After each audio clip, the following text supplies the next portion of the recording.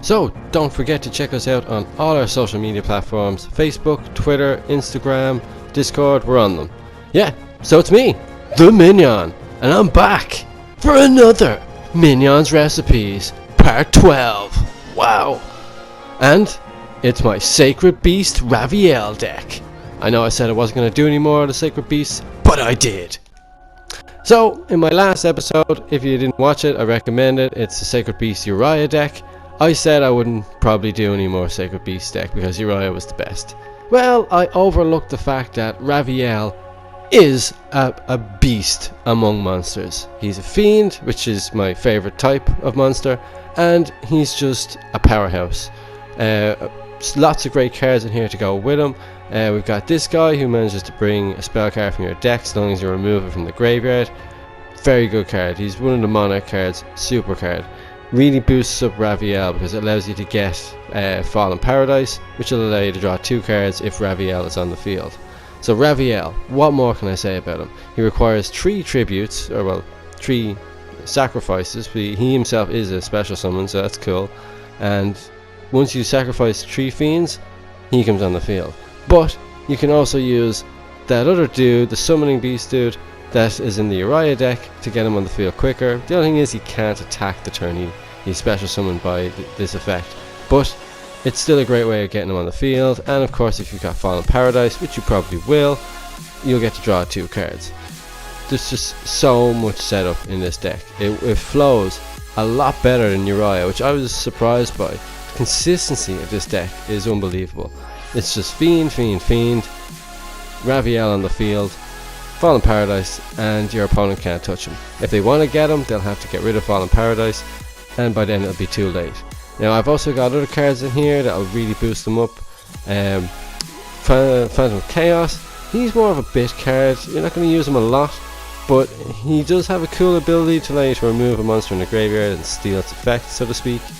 Phantom Skyblaster is a brilliant way of getting Raviel on the field, and he's a normal summon, so you just get into your hand with Sanguine or something, you summon him. So long as you've got even 1 fiend on the field, boom, you've got 2 more tokens, and the fiend tokens can also be used to summon Raviel. What's not to like? You are just going to spam monsters onto your field so easily in this deck. Now, Raviel also has another ability where if your opponent summons a monster, you get to special summon a token of 1000 attack and defense on your side of the field, and you can also tribute a monster to add that monster's attack onto Raviel. That's going to come into play later on. Tour Guide of the Underworld is a great way of just getting Sanguine on the field. Once Sanguine is on the field, you can search through your deck and get whoever you want. And you're going to go into a Link Summon. Wee Witch's Apprentice is always a good one. She will allow you to recycle Tour Guide, and you're just going to cycle through your deck and get the combo pieces you need. Stygian Street Patrol, another great card. I've only got 1 of them. I probably would suggest maybe 2, even 3 if that's your bag. But he's a great way of getting the Summoning Beast on the field. You remove him from the graveyard. Graveyard effects are the boss, and there you go, another Raviel on the field. He's just so easy to summon. You'd think having 3 fiend monsters on the field would be hard, but not for this deck. And never mention that the draw power of this deck. You got Allure of Darkness, Pot of Avarice. There's so many ways of drawing. Calculating Current is just a game ender. Now, I have used that card before in my Winged Dragon deck. It boosts the monster's attack by that monster's defense, not original defense, by its defense. So you're talking 8000 attack, just gone, game over. The only problem is the monster you use it on is the only monster allowed attack. That's the downside to it, but you can stack it, so that's okay. Fallen Paradise, you just gotta have this in the deck. It's 100% this card is needed. I considered putting the Seal of Orichalcos in there just to get that extra 500 attack, and they wouldn't be able to attack your other monsters so long as Raviel is out.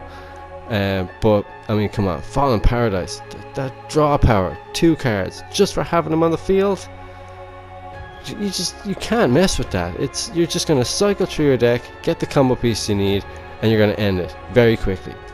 There really is tons of great combo cards in here that just work so well together. Fires of Doomsday is another personal classic. I used to have this in my old core deck.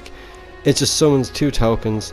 You can't summon the same turn you use it, so I highly recommend setting it face down, activating on your opponent's end phase, and that will allow you to then draw your card, make your move, Sky Blaster on the field, 2 more tokens, and you've a full field of monsters all set up for Raviel. He's on the field in seconds, and well, with Fallen Paradise there, they can't do a damn thing about it. They can't target him at all, they can't destroy him. He's just gonna swamp them. Foolish Burial really only works for 2 cards in this deck, and that's Street Patrol and Chaos Summoning Beast, so just use it wisely. Otherwise it's a kind of a dead card. I love Monster Reincarnation. Just having that ability to discard as well as return a card from your graveyard to your hand, return a monster, it's invaluable sometimes. And you know, thanks to your Monarch guy and the fact that you have 2 of them, you can reuse it and do it again. Pot of Avarice, more draw power, also being able to recycle cards. Pot of Extravagance, top card, just 2 in there because you're still going to need your side deck, much the same way with the Uriah deck, but it's not essential. So maybe drawing 2 cards at the sacrifice of banishing 6 from your extra deck can be justified. Twin Twisters, because sometimes you just gotta destroy back row, and of course Call the Haunted and Escape from Dark Dimensions. 2 great ways of special summoning. I know they're trap cards and they're kind of slow, but they will make the difference, and they're just gonna top off that combo and reuse cards. Like once you use the Dark Summoning Beast, he gets removed from play. You bring him back with Escape from the Dark Dimension, and you get to do his effect all over again. Just top combos.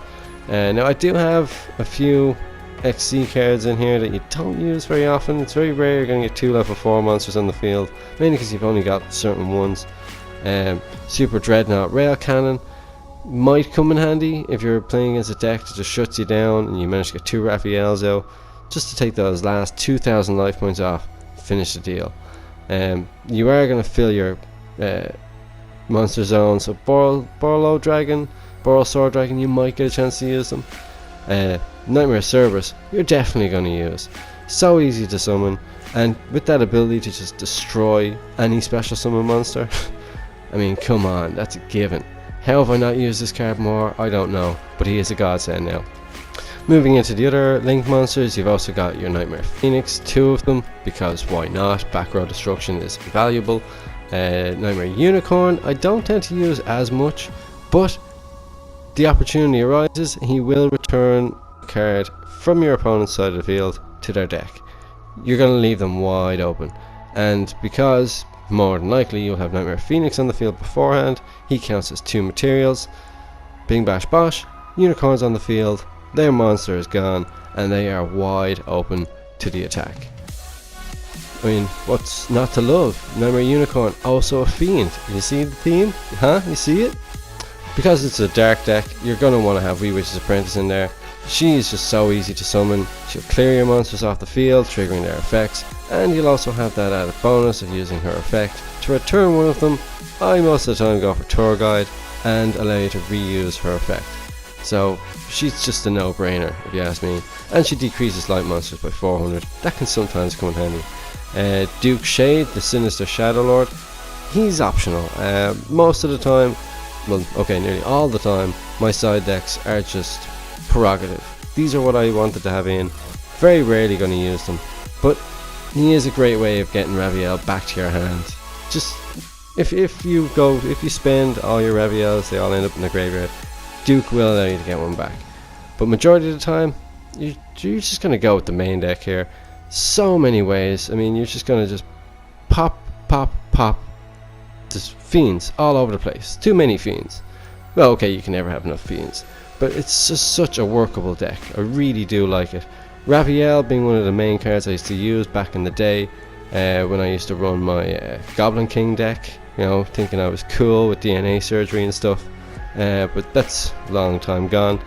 Call by the Grave, if you're going to be playing online. Card Destruction as well, helps take out hand traps, but that Concentrating Current, man, it is a game ender. You get your opponent when they've got someone in attack mode, you activate Raviel's effect, there you go, you get 4,000 attack points, and you just activate Concentrating Current. Boom, you're well up into the 1300 attack. Doesn't matter what they have in attack mode, they are going down. I have multiple copies of Fires of Doomsday because it'll help with your Monarch card, and Metaverse that'll might help you get your Fallen Paradise to your hand. So, like I say, side deck is your call, not mine. But as for main deck cards, you're really going to want to stick to the bare bones here. Focus on these fiends. There's probably a load of fiends you can use to beef it up, but these ones work perfectly for me. Very good win rate for this deck.